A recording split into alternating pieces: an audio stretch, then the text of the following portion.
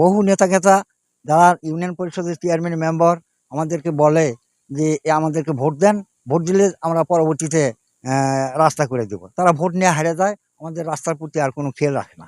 আমি স্কুলে যেতে পারি না, আমরা কেউ স্কুলে যেতে পারি না।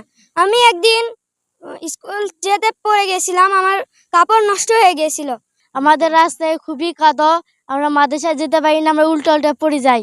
দীর্ঘ 15 বছর যাবৎ এই রাস্তার জন্য আমরা বহু লোকের কাছে ধরপাকড় করছি এবং সাহায্য চাইছি, কেউ আমাদের সাহায্য করে না।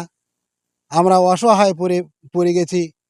গ্রাম থেকে 1 মণ 2 মণ ধান দিয়ে একটা ভ্যানত করে নিয়ে যাওয়ার মতো আমাদের বুদ্ধি নাই, ভারত করে নিয়ে যেতে হয়। এই রাস্তা ব্যাপারে ছেলে পেলে স্কুলে যাওয়া পারে না। স্কুল এই যে একটা কি যে স্কুলে ভর্তি হয়েছে, যাবার পারে না। বৃষ্টি মানেন, কেউ কেউ হয়তো মনে করেন আরো দূরে যাওয়া লাগে, তাও যাওয়া পারে না।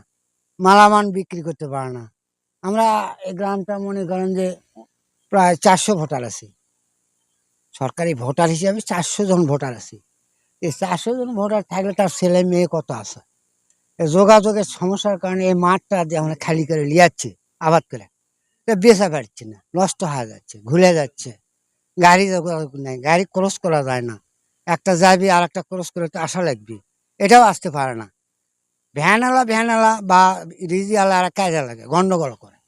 তুই আলুকে, তুই ওটা কালকে থাকবো, আমি আসি। ওই তুই ধারে থাকবো, আমি আসি।